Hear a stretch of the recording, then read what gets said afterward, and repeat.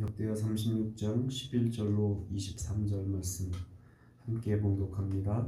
시드기야가 왕위에 오를 때 나이가 21세라 예루살렘에서 11년 동안 다스리며 그의 하나님 여호와 보시기에 악을 행하고 선지자 예레미야가 여호와의 말씀으로 일러도 그 앞에 겸손하지 아니하였으며 또한 느부갓네살 왕이 그를 그의 하나님을 가리켜 맹세하게 하였으나 그가 왕을 배반하고 목을 곧게 하며 마음을 완악하게 하여 이스라엘 하나님 여호와께로 돌아오지 아니하였고 모든 제사장들의 우두머리들과 백성도 크게 범죄하여 이방 모든 가증한 일을 따라서 여호와께서 예루살렘에 거룩하게 두신 그의 전을 더럽게 하였으며 그 조상들의 하나님 여호와께서 그의 백성 그 거하시는 곳을 아끼사 부지런히 그의 사신들을 그 백성에게 보내어 이루셨으나 그의 백성이 하나님의 사신들을 비웃고 그의 말씀을 멸시하며 그의 선지자를 욕하게 하여 여호와의 진노를 그의 백성에게 미치게 하여 회복할 수 없게 하였으므로 하나님이 갈대아 왕의 손에 그들을 다 넘기심에 그가 와서 그들의 성전에서 칼로 청년들을 죽이며 청년 남녀와 노인과 병약한 사람을 긍휼히 여기지 아니하였으며 또 하나님의 전의 대소 그릇들과 여호와의 전의 보물과 왕과 방백들의 보물을 다 바벨론으로 가져가고 또 하나님의 전을 불사르며 예루살렘 성벽을 헐며 그들의 모든 궁실을 불사르며 그들의 모든 귀한 그릇들도 부수고 칼에서 살아남은 자를 그가 바벨론으로 사로잡아 가매 우리가 거기서 갈대아 왕과 그들의 자손의 노예가 되어 바사국이 통치할 때까지 이르니라. 이에 토지가 황폐하여 땅이 안식년을 누린 같이 안식하여 70년을 지냈으니 여호와께서 예레미야 입으로 하신 말씀이 이루어졌더라. 바사의 고레스 왕 원년에 여호와께서 예레미야의 입으로 하신 말씀을 이루시려고 여호와께서 바사의 고레스 왕의 마음을 감동시키심에 그가 온 나라에 공포하고 저수도 내려 이르되 바사 왕 고레스가 이같이 말하노니 하늘의 신 여호와께서 세상 만국을 내게 주셨고 나에게 명령하여 유다 예루살렘의 성전을 건축하라 하셨나니 너희 중에 그의 백성된 자는 다 올라갈지어다. 너희 하나님 여호와께서 함께 하시기를 원하노라 하였더라. 아멘. 본문은 남유다 왕국의 마지막 왕이었던 시드기야의 이제 그와 함께 이제 종말을 구하는 그런 내용들이 기록되어져 있습니다. 시드기야는 요시야의 아들인데 그 형제들이 다 이렇게 짧게는 3달, 길게는 10년 정도 이렇게 통치하다가 결국 애굽에 의해서 때로는 바벨론에 의해서 다 포로로 끌려가게 됩니다. 이제 남겨진 것은 시드기야 왕인데 시드기야 왕이 바벨론 왕 느부갓네살의 그런 이제 조카 여호야긴까지 데려가고 이제 느부갓네살이 시드기야를 남은 요시야의 아들이었던 시드기야를 이제 왕으로 세우게 됩니다.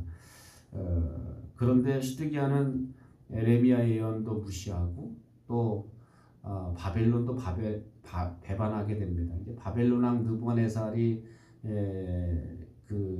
이 시드기야를 왕으로 세웠으면 친 바벨론 정책을 펴야 되는데 오히려 바벨론을 배반합니다. 그러니까 바벨론에게도 이제 미움을 당하게 되는 그리고 오늘 본문에 보면 선지자도 조롱하고 또 하나님도 배반하는 그러니까 모든 게 사실은 이제 악순환이었습니다.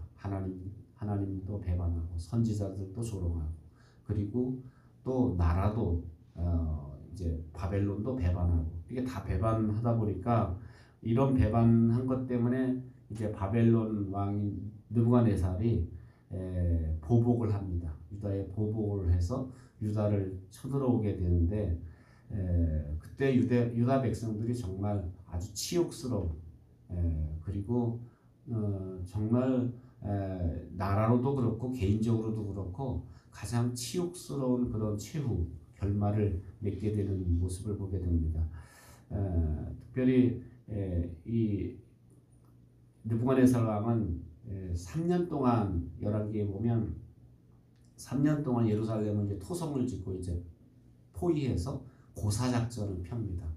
그러니까 뭐 안에는 식량이 떨어지니까 나중에는 뭐 이제 말똥도 뭐 보리 석대에 바꿔 먹고 나중에 그것도 떨어지니까 동물의 똥까지 먹다가 그거까지 떨어지니까 어떻게 되냐면 이제 뭐 자식도 잡아먹고 뭐 이런 일들 인육을 먹는 그런 일까지 이제 벌어지게 되고 결국은 그래서 이제 예루살렘 성이 함락되면서 성전도 불타고 성전에 있던 수많은 그런 보물들 다 뺏어가고 그리고 성벽도 허물리고 그리고 거기에 수많은 사람들이 다 사륙을 당하고 젊은 사람들은 다 또 포로로 끌고 바벨론으로 끌려가는 그러니까 어떻게 보면 아주 그런 어려움을 당합니다. 그때 시드기야가 보는 앞에서 시드기야의 그 왕자들을 다 죽입니다.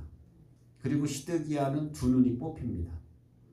그리고 쇠사슬을 노사슬로 묶어서 바벨론으로 이제 포로로 끌고 가게 되는 그러니까 정말 뭐 이 하나님의 백성으로서 있어서는 안 될 일들이 그냥 그 나라 가운데 이렇게 있었던 이런 치욕스럽고 정말 어려운 그런 고난을 받게 되는 그런 모습을 보게 되는데 오늘 성경은 그 원인을 이렇게 이야기합니다. 12절 말씀 보면 하나님 보시기에 악을 행하고 선지자 예레미야가 여호와의 말씀을 일러도 그 앞에서 겸손하지 아니하였다. 그러니까 하나님 선지자를 보내서 예레미야를 보내서 눈물의 선지자를 보내서 그렇게 간곡하게 얘기를 해도 전혀 들어먹질 않는 것. 하나님 말씀 듣질 않는 이런 뻣뻣함이 있었다라는 것. 또 한 가지는 16절 말씀 보면 그 백성들 조사 이제 왕이 이렇게 하니까 시드기야가 이렇게 하니까 백성들도 닮았어요. 그래서 백성들은 어떻게 합니까? 하나님의 사신을 비웃고 그의 말씀을 멸시하고 그의 선지자를 욕하고 여호와의 진노를 백성에게 미치게 해서 회복할 수 없게 하였다. 그래서 회복할 수 없게. 그러니까 하나님이 더 이상 하나님의 진노가 임해서 이제는 정말 우리가 그런 얘기하잖아요. 갈 때까지 가서 이제는 더 이상 이제 하나님이 도저히 이제는 하나님의 진노를 거둘 수 없는 그런 갈 때까지 가는 그런 상황이 되게 됐다라는 겁니다. 그래서 그 말을 오늘 회복할 수 없는 상황까지 이루어졌다. 그러니까 얼마나 악하고 얼마나 목이 뻣뻣하면 이제 하나님이 더 이상 이 백성이 이제 회복할 수 없겠다. 이제 하나님이 참고 어떨 때는 뭐 하나님이 뭐 우리의 그 자잘못 하나에 따라서 하나님 반응하시는 것 같지만 하나님도 참을 때까지 참으시는 거예요.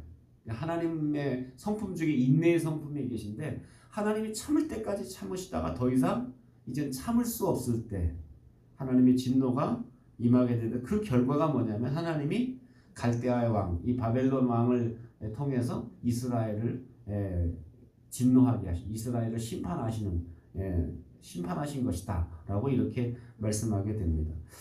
뭐 그 결과 때문에 이렇게 하나님의 백성이 이런 치욕스럽고 어려운 그런 비참한 결과를 맞게 됐다라는 겁니다.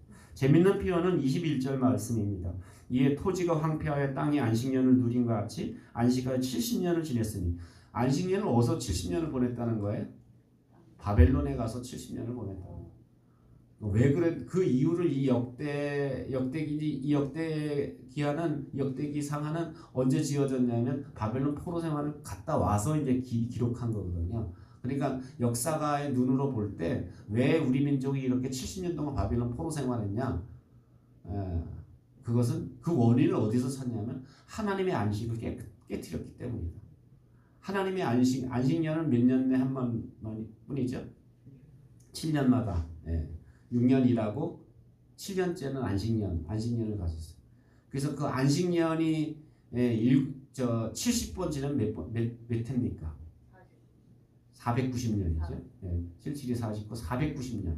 그러니까 이스라엘이 490년 동안 안식년을 어긴 거예요. 안식년이라는 하나님을 믿고 하나님을 신뢰함으로 쉬는 거예요. 우리가 주일 신앙이라는 게 뭐예요? 주일날 원래는 세상 사람들은 매일 일해야 먹고 살 수 있는데 우리가 6일 동안 일했고 하루는 쉬는 의미는 뭐냐면 나는 하나님이 공급하실 것을 믿어. 하나님이 내 인생 책임져 주실 것을 믿어. 내가 노력했지만 내 노력의 결과가 아니라 하나님이 지켜주실 것을 나는 믿어 라는 그 믿음이 안식일 신앙이고 또 안식년 신앙인데 490년 동안 안식년 안 지켰다는 거예요. 그래서 한목에 70년 동안 어디 가서 바빌론에 가서 70년 동안 안식년을 지키게 하셨다. 그래서 22절 23절 말씀 보면 이제 70년이 지난 뒤에 정말 하나님의 방법이죠. 페르시아가 이 바벨론을 정복하면서 나라가 바뀌었어요. 그러면서 고레스 원년에 그 왕이 꿈을 꾸게 되고 그리고 그 왕조실록을 읽게 되고 그러다가 우리 그 70년 전에 이렇게 느부갓네살 왕이 이렇게 포로를 끌고 왔고 성전에서 기물을 갖고 왔구나. 그래서 이렇게 그 느부갓네살도 그랬었고 벨사살 왕도 그렇게 했었고 그래서 그런 일이 벌어졌었구나. 그러면서 어떤 마음이 되면 다 돌려보내라. 하나님의 마음을 주신 거예요. 그러니까 이건 기적이죠. 이스라엘 백성이 노력해서 바벨론에서 포로에서 나온 게 아니라 하나님의 방법으로 바벨론 포로 생활을 끝마치고 고국으로 돌아오게 됐다는 거예요. 그러면서 이 역대기야 저자가 그런 이제 성경을 기록하면서 역사를 기록하면서 우리 민족은 하나님의 안식을 깨뜨렸기 때문에 70년 동안 포로 생활했고 안식년을 지냈고 그리고 나서 하나님이 그때가 차니까 하나님이 다시 하나님의 방법으로 우리를 회복시키셨다라는 것으로 이제 역대하의 기록을 이제 마치게 되는 그런 모습을 보게 됩니다. 오늘 우리의 삶 가운데 특별히 우리가 이스라엘 백성이 멸망하게 된 이유가 뭐냐? 하나님 말씀 멸시한 거예요.